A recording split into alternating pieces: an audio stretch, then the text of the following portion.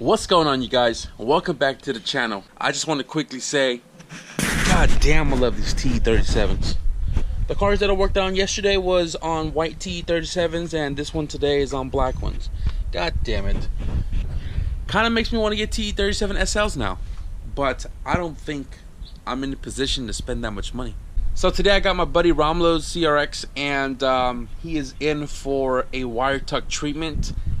Now, this car has been around for a very long time, and this car is a road race car, which is also a drag car.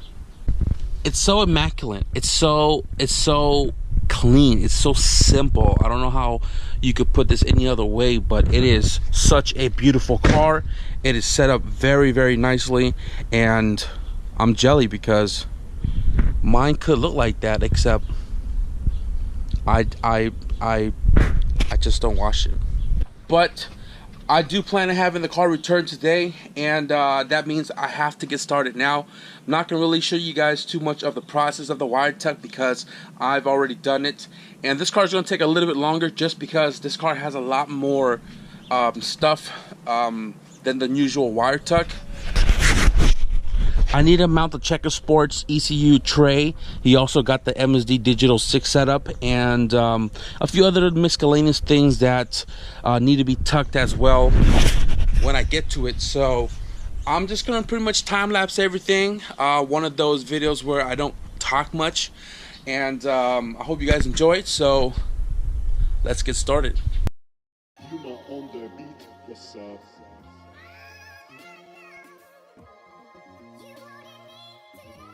Yuma on the beat, what's up?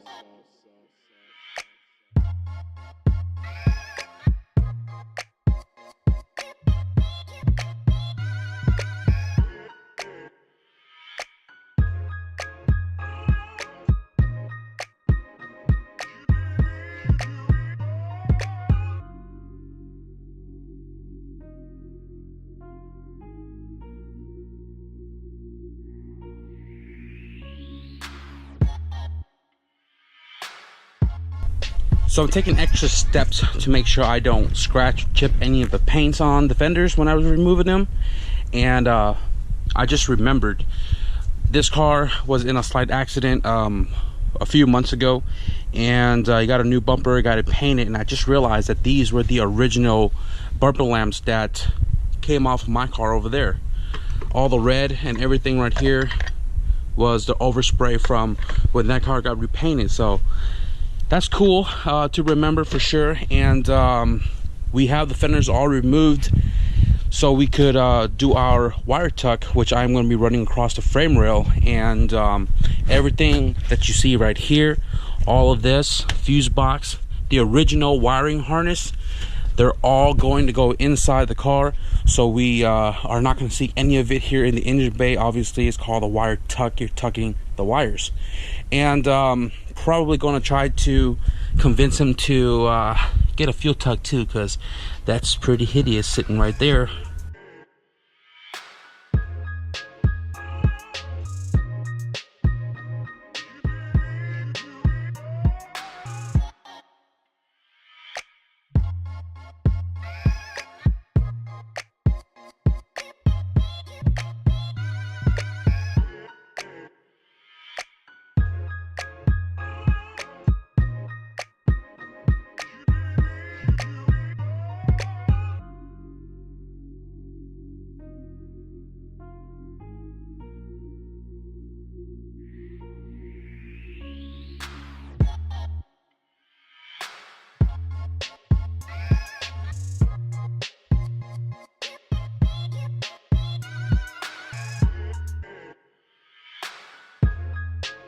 All right, so what I have done so far is I've extended the harness that's going to be going out into the fender well here, and the other end, which is the one that's supposed to plug up to the engine harness, is right here. But in this car's case, we are not going to be using this because it is running a Rywires tuck harness, and this is pretty much what I did was I separated this from this guy to make this guy longer to go out further so I don't have to extend a lot of wires. And the only one I have to extend on the driver's side after doing this separation is the headlight. Everything else should just fall right into place. A lot of people don't do this, a lot of people don't know about this, but I did this a few tucks ago, and this definitely helps speed up the process for the driver's side. So given that this is not being used in this car, it's just going to be tucked away up here somewhere. But if you're running like a stock engine harness, this right here actually goes back into the engine bay and kind of tucks underneath the frame rail, so that way it's out of sight, and your stock harness should be able to plug right into that. This time around as well, I extended the wires for the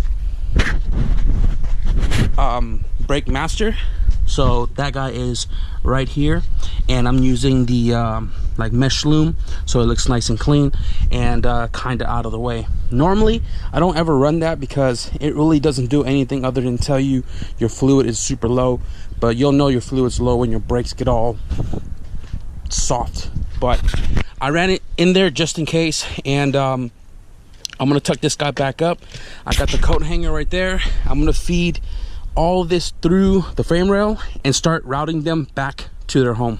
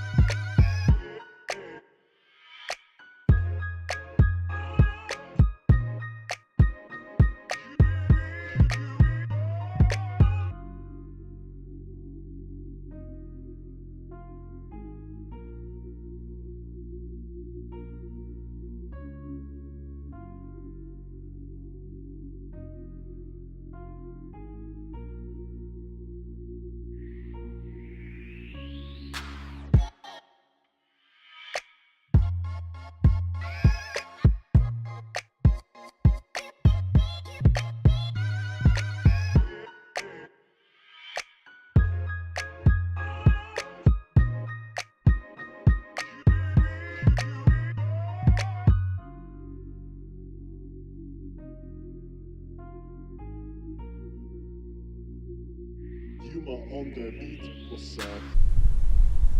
So here we got the driver's side all done and everything extended into their home. All the plugs that are being used and all the ones that aren't being used, like these guys, I could simply cut them off, but I don't want to leave open circuits. So the horn, in case you ever want to put it back on, it's there. And these are the windshield wiper motor for the reservoir, and they're all just zip tied up in a place right here.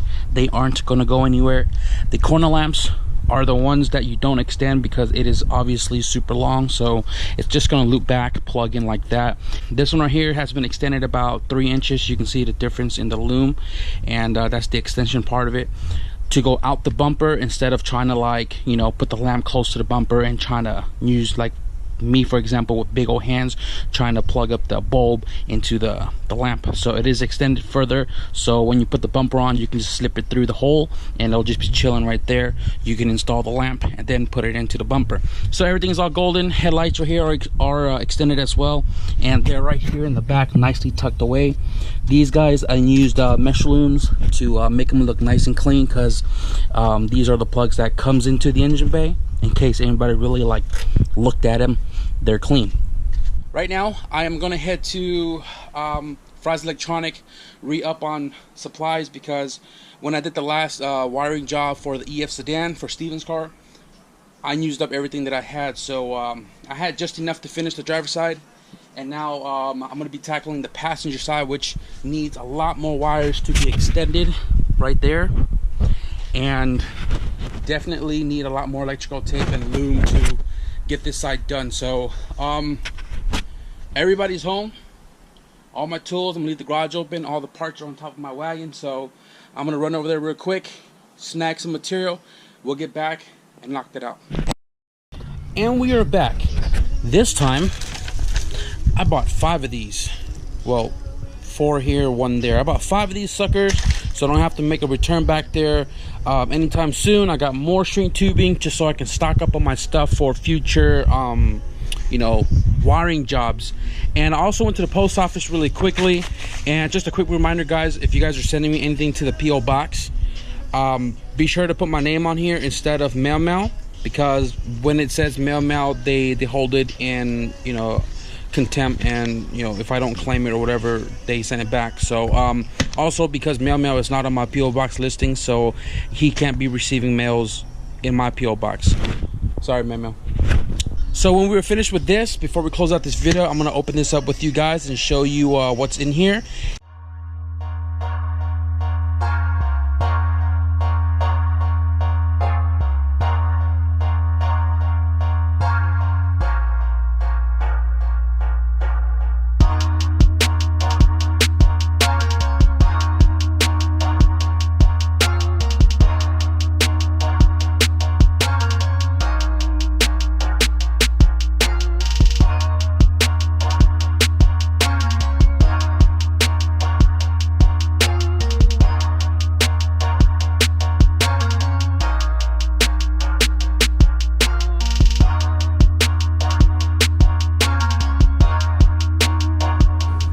I don't know why it looks like it's widescreen on the screen here, but anyways, got the passenger side all buttoned up.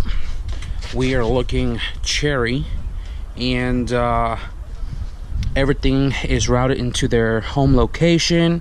Same goes for the passenger side. I used the mesh loom, which looks good in the engine bay, obviously.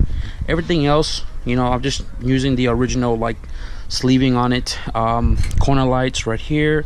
Fan is mesh loom as well. Horn is not being used, so the horn is tied in with the fan, and this is long enough for the bumper lamps. Everything's tied into place, and ground box is grounded. Fan relay, I also sanded down the frame here so we can get a good ground connection right there, and obviously fully loomed. Alright, so before we put the fenders and everything back on, everything under the dashboard is done. ECU is mounted. MSD is underneath the console. Everything right there. No AC block off. Wiper motor is done. And it's always important to double check all your lightings before you wrap it up. It'll help if you have the battery on.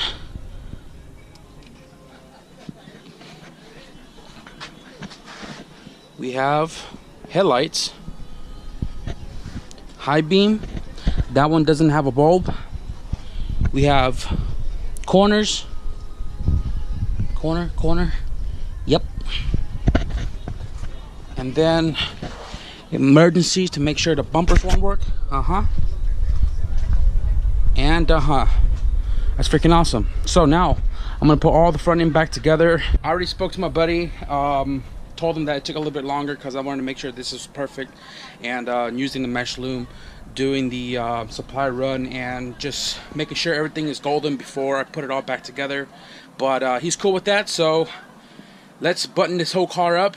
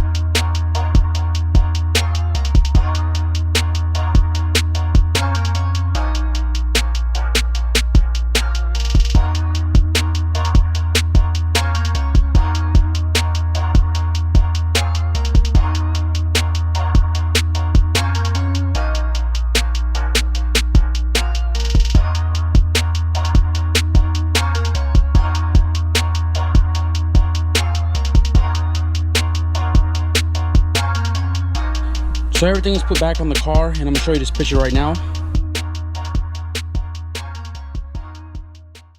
And here it is after.